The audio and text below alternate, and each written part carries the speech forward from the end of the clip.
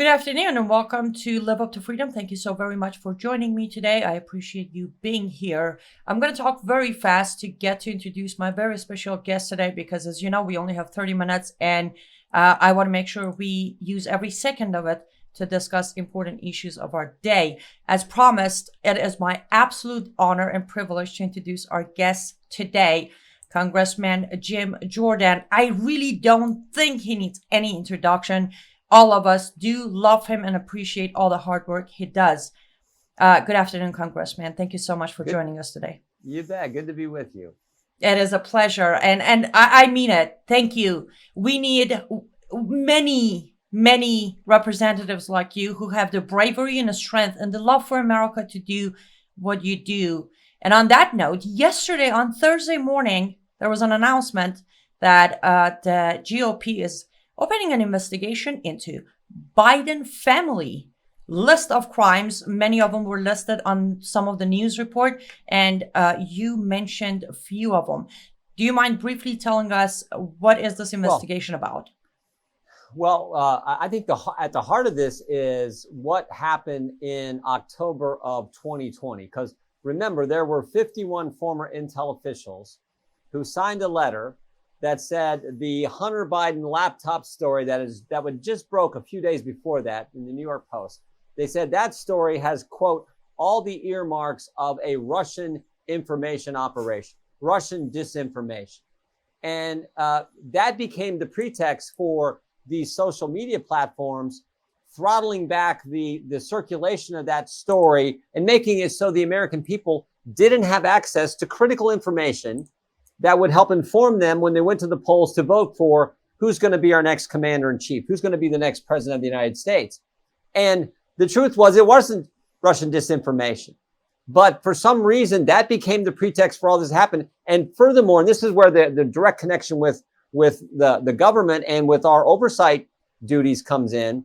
We know that the FBI went to Facebook and told Facebook, hey, be on the lookout for Russian disinformation. So the two together, the FBI coming and talking to a big social media platform and the letter from 51 former intel officials, Mr. Brennan, Mr. Clapper, 49 other folks, that became the reason why the American people didn't get a chance to see this story in the way they should have. And we know from polling that impacted how they voted in 2020. So there's that focus. And then there's what the Biden administration has done, which is for the first time, the Biden administration has said that we, the Congress, can't have access to what are called suspicious activity reports. And this is where banks have to report to the Treasury Department if there's suspicious activity on a bank account. And according to what we know, what's been reported, there are 150 of these suspicious activity reports on Hunter Biden. We believe Jim Biden. Who knows if they're about the President Biden? We don't know that, but 150 suspicious activity reports. And the committee staff and committee members have only been able to see 2 of them. Where's the other 148? And why did the Biden administration change the practice and the protocol and the process for Congress being able to look at this? So this is why this is so important for us to get to the bottom of, because look, you can't have the FBI weighing in and influencing what Americans get to see when we're making a decision about who's going to lead us and who's going to represent us. That's very true. Well, I enjoyed the entire 6 minutes and 21 seconds of your speech or your talk yesterday morning. But one thing I enjoyed the most, or 2 things. One was at the closing when you said, "When will FBI step out, stay away, and let us, the people, decide on our elections?" It's been so long that I've been waiting for this to be mentioned and actions taken towards, because the hypocrisy in FBI and the bias and the corruption in our FBI is so obvious at this point that I don't think they can even deny it anymore. You broke it down of 2016, 2018, 2020, 2022. Go ahead. No, great point. And it was actually a colleague of mine and a friend, Matt Gaetz, who in a committee hearing a couple of months ago said basically what you just described. He said, when is the FBI going to let us decide? Because in 2016, they spied on President Trump's campaign. In 2018, we had the whole Mueller investigation going on. In 2020, it was what we were just talking about. It was the suppression and the throttling back of a story on social media because the FBI went and talked to Facebook about it.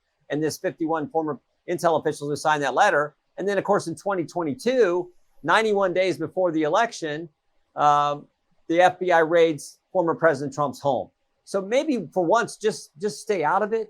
Let the country decide. Let we, the people, decide who's going to be our leader, who's going to be the commander in chief, who's going to represent us in office. Let us decide. And when you couple all that with the 14 whistleblowers who have come talk to our office, FBI agents who come talk to us as whistleblowers, talk to the staff, Republican staff on the Judiciary Committee, and tell us how political that place has become. And we issued a 1,000-page report just 2 weeks ago that outlined how bad it is. One agent even said this. One agent said, at the highest levels of the FBI, the Washington field office, it is rotted at the core. I mean, think about that. That's what an agent has come and told us at the very top level. Not the rank and file agents. They're doing the good work. They're good men and women.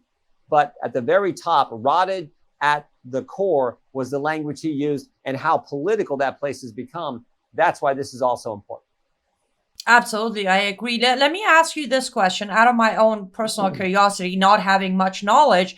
Now, is there any possible way, or is there any hope that all of these FBI from top to bottom, anyone has been involved in from 2016, 2018, 2020, 2022 with Hunter Biden's laptop, with the Russian disinformation, even infiltrating Facebook and stepping on our First Amendment, basically? Will any of them be held accountable or possibly face any consequences?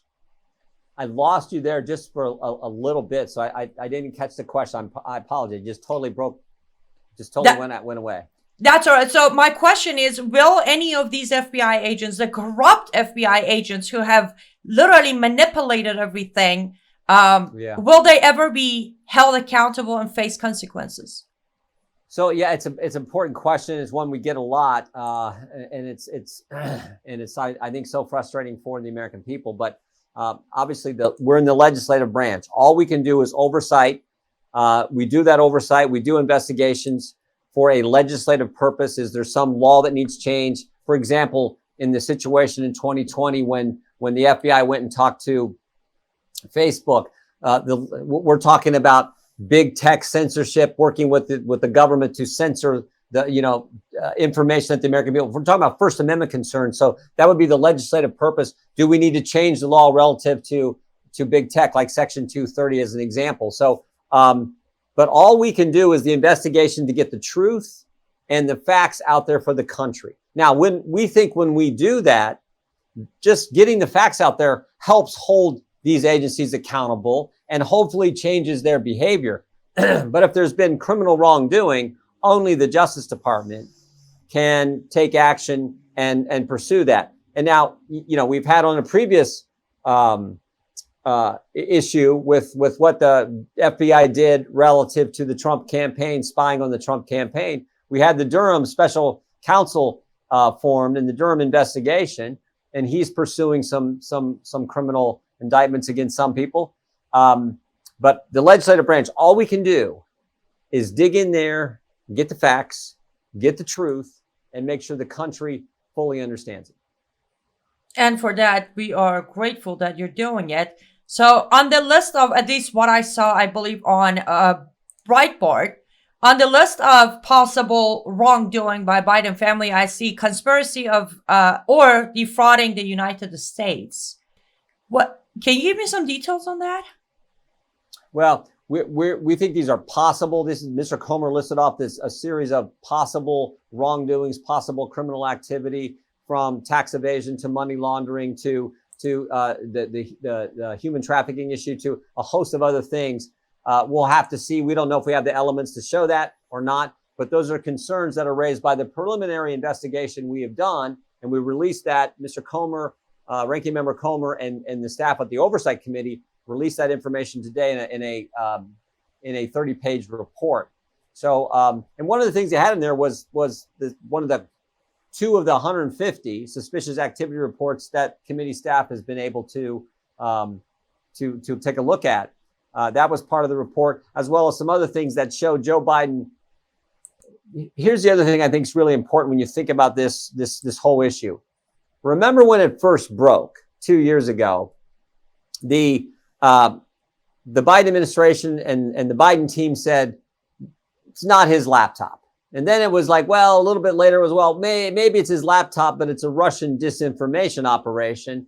And then it was, well, okay, so it's his laptop, maybe not Russian disinformation, but Hunter Biden did nothing wrong. And now, well, maybe he did something wrong, but Joe wasn't really a part of it. And now we're to the point where Joe knew what was going on, but it didn't influence his decision making. This was in a story this week in Politico. So what a change from he knew what was going on, but it didn't influence his public decisions, didn't influence his decisions as president, from where they started, which is no, it wasn't his laptop and it's Russian disinformation. I mean, that's what. So we think it's important to put it together, because we don't think it's been done that way, and present the facts and the truth to the country. Absolutely, and amen. And yes, the change of narrative seemed to be a very norm. I'm going to say probably in last 10 years in America, when the story starts somewhere. I mean, even as recently as, I believe it was the attack on Paul Pelosi. Like, the story started somewhere else. Gradually it's changing to something else. It's constantly manipulated. The narrative is manipulated to somewhat, favor, I would personally say, favor the Democrats. But I guess my curiosity is, because I understand mainstream media is not necessarily the best source, or maybe even sometimes the bad source to go to, but with all the information, social media, alternative media, all of that, why is it that there is still ability, or they're still capable of manipulating narratives, and we, the people of America, are not well versed on the truth? Where is that discrepancy coming from? Well, I think it's just what you described. It's the mainstream media, the corporate media. They're left. I mean, they almost seem like an extension of the Democrat Party, and it's not really news. It's the spin that the Democrats want to put on whatever they're trying to do, and you see it time and time again. And you always see the double standard. It's so obvious, But if any of these facts were the same fact pattern, were there for someone in the Trump family, oh my goodness, can you imagine what the mainstream media would do with that? I mean, for 4 years they told us that President Trump had worked with Russia to influence the election. It just wasn't true. We had the whole Mueller $30 million investigation, 19 lawyers, 50 some agents, whatever, and all that investigation, and the Mueller report said there was no collusion. So there's always this sort of double standard. But the good news is, I think the American people are smart. They have common sense. They can see through it, and they understand that 9 times out of 10, you see some headline or some story in the mainstream media, it's probably not true. It's probably not accurate. Very true. And I'm going to add a biased personal point here with a question for you, and that is, so Russia, forever Russia. But then now, before there was the Obama administration, now the Biden administration forcefully, literally on their knees begging, are working and negotiating and handing over billions of dollars to Islamic Republic of Iran's regime, where I come from, a regime that is openly right now on the streets killing its people. It has been chanting death to America and death to Israel for 43 years. But when that happens, media is silent. Everybody's silent. This idea that they want to, President Trump got us out of the Iran deal. Biden wants to be back in it. I don't get it. I do not get it. I mean, they're the biggest sponsor biggest state sponsor of terrorism. I do not understand why they want to go there, but that's just part of the so many policies the left has that I do not get, that I think are harmful to the left's whole attack on energy, the left's attack on the record inflation the left has given us, the fact that we went from a secure border to no border under the left. And again, I keep kind of, I guess, coming back to this, but the left's attack on our freedom, our Americans' First Amendment rights, our Second Amendment rights, our due process rights. That's the part that scares me the most. When this country is the greatest nation ever, but America is not America. America is not America if you have a Justice Department that is functioning in a political manner, functioning in a political fashion. And that seems to be what we have. And that's just not supposed to be the way it works in this great country. And that's why we're so focused on highlighting what they're doing. So hopefully it stops. Amen. Congressman Jordan, what are your thoughts on 2020 and 2022 election, the whole process? I mean, we're still counting. From what I understand, it's not even over yet. And it's been, almost a week and a half past. What as a legislator, as someone involved, go ahead. Yeah.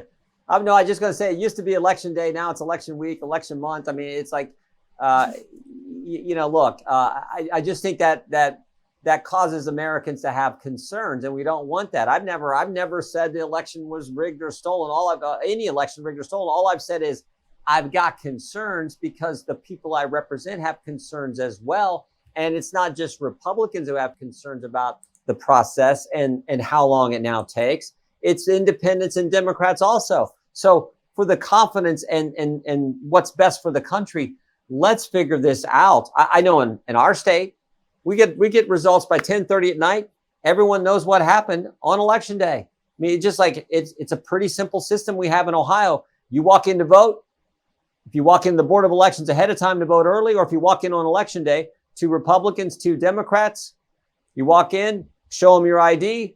They find your name on the voter registration list. They flip it around. You sign, signature match. They give you a ballot. You color in the dots of the people you want to vote for. You put it in the machine. So there's a paper trail. There's a machine. You get the results. God bless America. We know by 10:30 at night who won every race.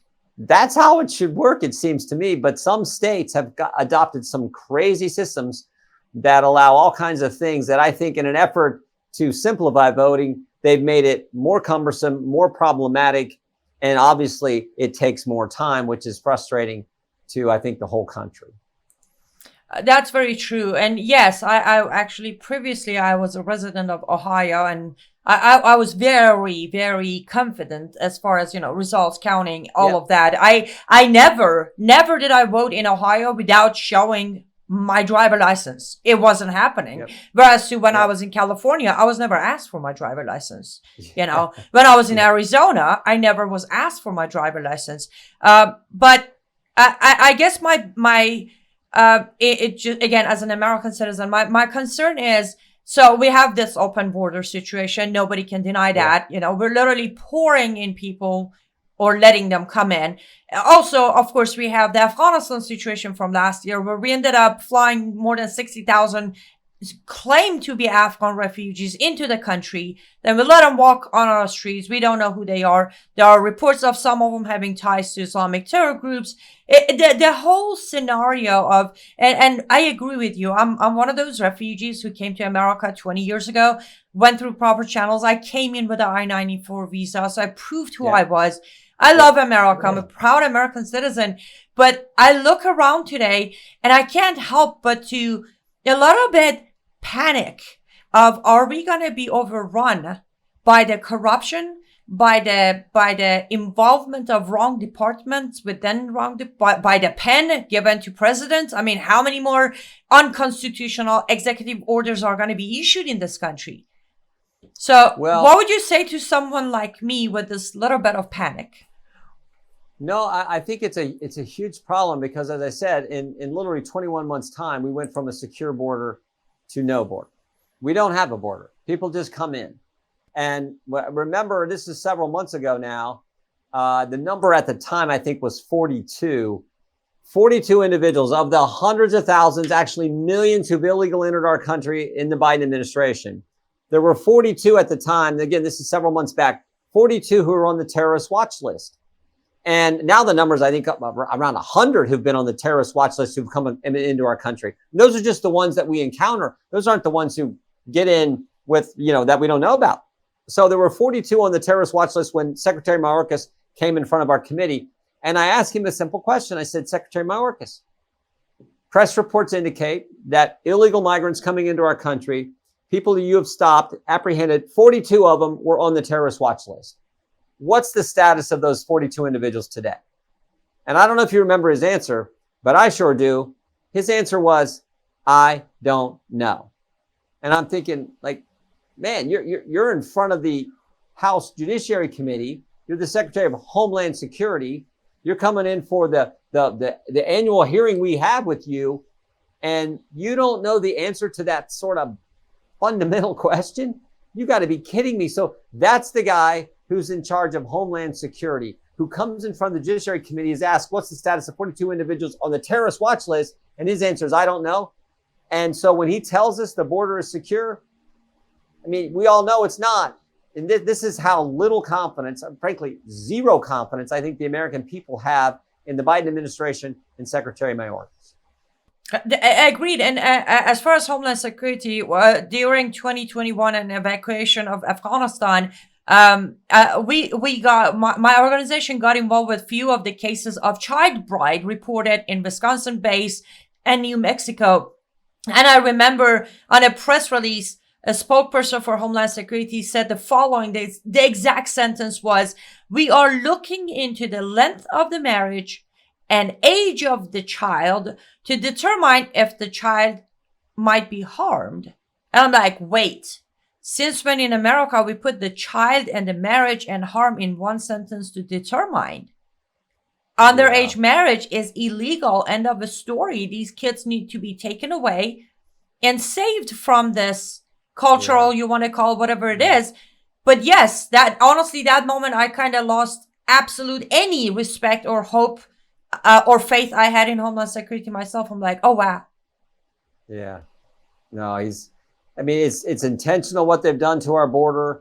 I mean, there's just no other way to look at this. They are in a deliberate, premeditated fashion, just allowing our people to come into our country. And our agents, unfortunately, so many of them are now just processors. They're not actually enforcing the border, securing the border. They're processing. And when they actually try to do their job, like the two Border Patrol agents who are on horseback, they get attacked. They get falsely accused of doing something that they didn't do. So yeah, this Secretary Mayorkas, this is one of the things we're going to look into when we get the majority here, when we take office in the new Congress. We're going to look into this situation too. Just how bad it is now on our southern border.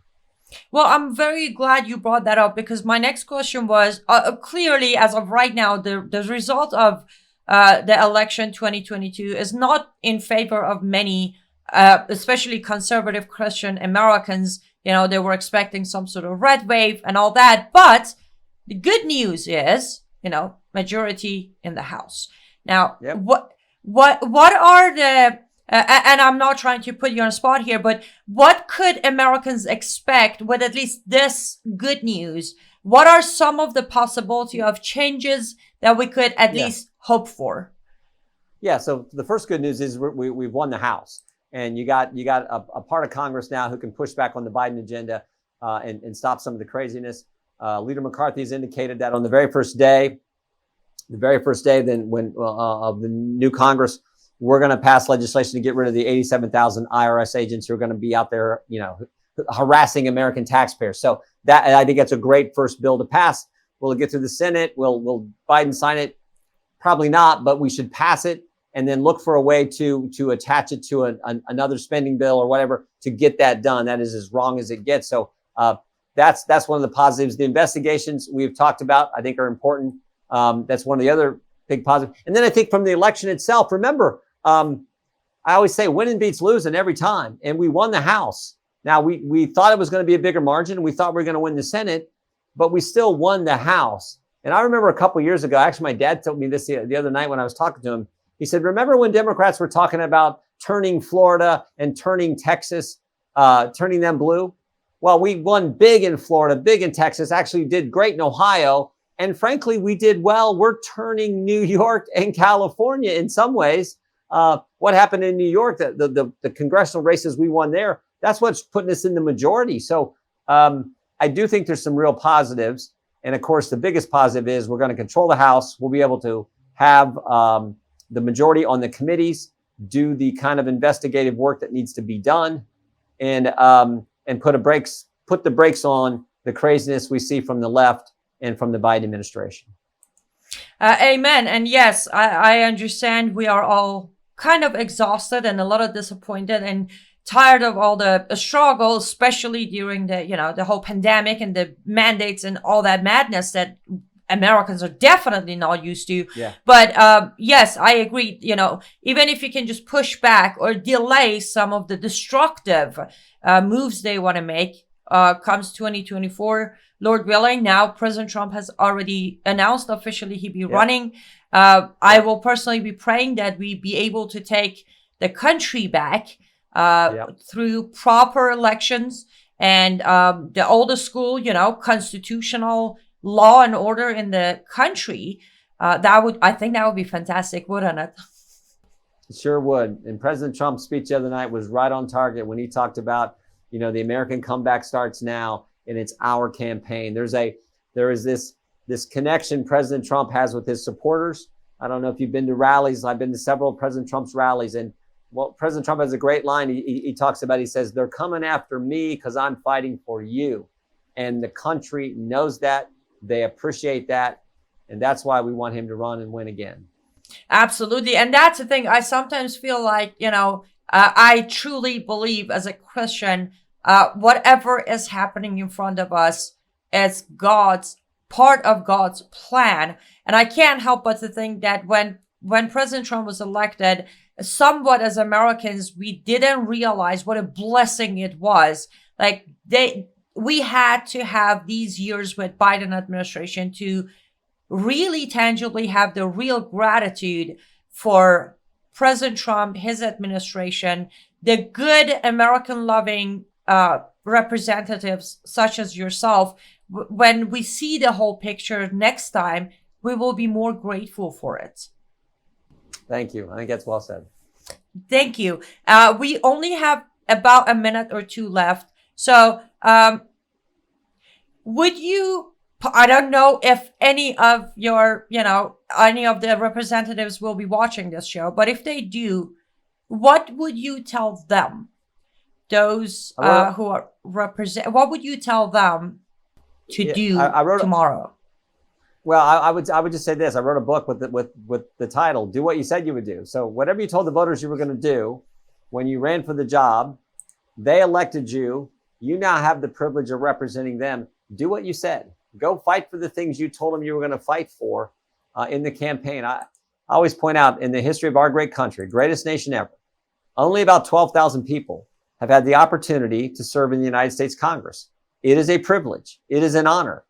Do what you told them you were going to do, because they've given you that privilege to represent them, their family, their community, their business in the Congress of the United States. Go do what you said. If you do that, I think you'll be fine when it comes to going back home and talking to your voters. More importantly, the country will be better. Amen. Well put. Thank you so very much for everything you do. I know I don't need to say this, but keep up the good work. We are praying for you. We are behind you. I appreciate that. And Lord willing, we will have you back on this show to give us some updates on the Biden family crime investigation. Yeah. Thank you so much. God bless you. Thanks for the prayers. Take care. Thank you so Have a great much. Thanksgiving. Thank you. You too. Wow, that was amazing. What we do need more representatives like him, don't we? Let's pray for him and everyone who is doing the right thing like he is. And in the meantime, enjoy your weekend. Check out mystore.com or mypillow.com. Use the promo code AC21. That way you get discounts, we get credit, and you support this broadcast. Hopefully we can continue bringing you more information, more positive information, and get behind those who are doing the right thing. Also, if you want to buy a Christmas gift for your loved ones, that is one of a kind and handmade, you can go to my store, lutfstudio.com, and use the promo code Frank. Well, that was it for this week. Great closing to the week. And please stay safe, stay vigilant. God bless you, and God bless America. Goodbye, guys.